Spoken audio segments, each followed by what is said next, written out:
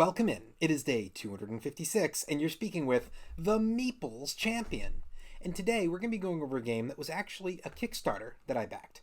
Now, I have backed 64 total projects at this point on Kickstarter.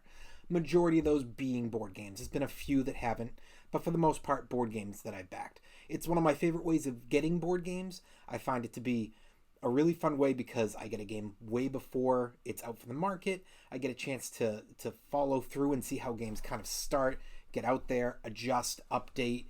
Some of these games never make it to stores, but they're games I've loved, whereas other ones have made it to stores and they don't hit for me. This particular one is a game called Gingerdead House. Now, I don't have it because of all of the games I had backed on Kickstarter. This is one of the very few I sold off. It just didn't hit for me. It was a game that the concept was a mistake off the bat for me. I took a shot on buying a tower defense game. For anybody who's ever played that particular kind of game, you'll have an idea what I'm talking about. But for those of you who haven't, the concept is that usually in a tower defense, you are given an allotted amount of time that you need to protect your castle or whatever it may be, the center of the game. And the game is actually usually circular or lined up, and you're protecting incoming threats. And if any of those threats get through and hit the center, you lose. So it's up to you to be putting out different types of defenses, choosing who to attack, upgrading. Now, this particular game, the reason I got it was a competitive tower defense. Usually a tower defense is either a solo game or a co-op. I don't like either of those. It's one of the main reasons I don't like tower defenses. I don't normally like to play a game by myself, and I'm not big into playing a game as part of a team. I like to be competitive. Well, this was a competitive tower defense. We each had our own towers. We had to take turns in a row being attacked. You could use cards to shift things. So either you could throw one of your enemies onto another person's playing area, or you could steal stuff from your enemy to put it onto yours and use it as part of your defense. So I thought that would give me a chance to really like this game. It didn't. The concept of the game was pretty straightforward. It was, the theme being Halloween themed, your house being a house, made of candy or whatever, like from the old tale of the brother and sister who got lost in I keep wanting to say Jack and Jill, and I know that's not right, but the brother and sister duo who get lost in the woods and end up being taken into the old woman's house made of candy and cookies. And you are being attacked by all these old, you got the Three Bears type setup, you've got the Little Red Riding Hood, the wolf, you've got the gingerbread man. You got a whole bunch of these things out there. It just didn't hit for me. I didn't enjoy it. I found it to be just more work, and I didn't get into the theme. Why don't we just jump in, because there's a lot to talk about here, but to me, it's better to talk about it on our 7 categories. I just think that this is going to line up with those right off the bat. So let's talk our 7 categories and see where this one lands.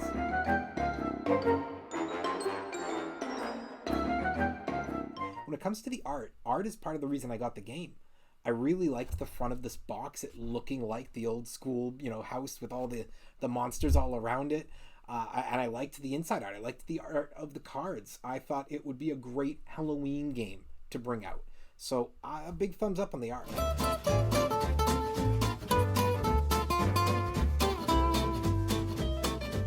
Components. The components are only cards, and they sucked. They weren't good. On a category of 1 to 5, I'd say they were a 2. They didn't just rip off the bat, but I was worried about them ripping. I'm not sure how their wear would be through time. I think they actually did a good job on investing in a type of card that won't wear easily, but not protecting against easily ripping.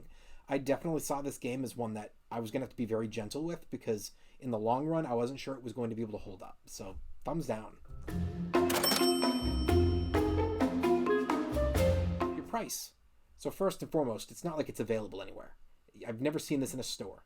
This was not a massively successful Kickstarter, so it's not out there.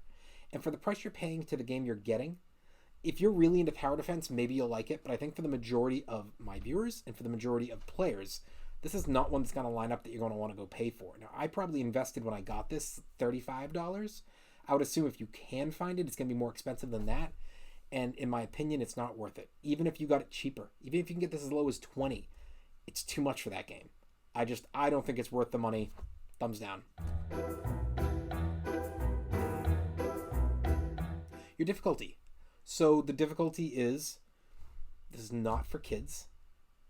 Beginners, maybe, but not experts and not experienced, except if you're an experienced tower defense player. If you are, maybe you'll enjoy this. But I think if you pull that out, all you're left with is beginners, and it's just a test try game, and eventually you're going to move along and go right past it. It's just not a great game for that. Difficulty, thumbs down.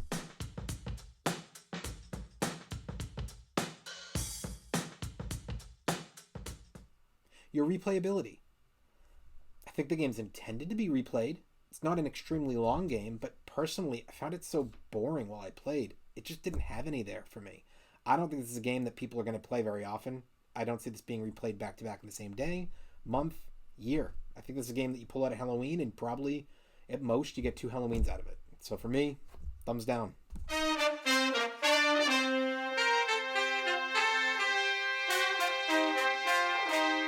Your keys to victory?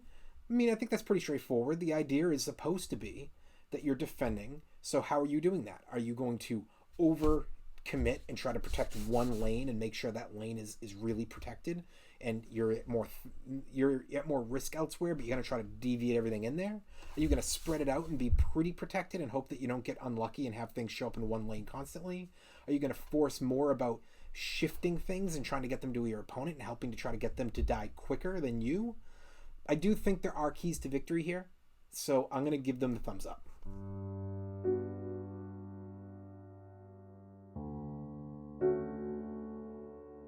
Unique. Game's not unique. Immediately, even though I don't like these type games, I look at Castle Panic and say, well, they did it better. And I think there are other games that do it like this. It's a tower defense. It's nothing special about it. The theme is something that definitely they got an idea and they went with, and I appreciate that. But outside the theme, it's nothing unique. Thumbs down. Overall, what do I think? I think it's a game that hopefully some people can enjoy. The person I sold mine off to at a board game thrift type seller, I'm really hoping that she enjoyed it.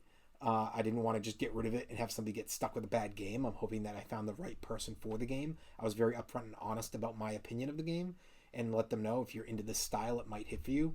I also didn't sell it off very expensive. I might have sold that for $10. That being said, I just don't think it's worth it. I think that if you have a chance to play this, sure, give it a try, but I would invest the money and I wouldn't expect very much. Well, it is day 256, and we've been speaking about the game Gingerdead House. And you've been speaking to the Meeples Champion. Like, share, subscribe, and check down below in the description where I'll be adding an Amazon link in case you want to get this game for your collection.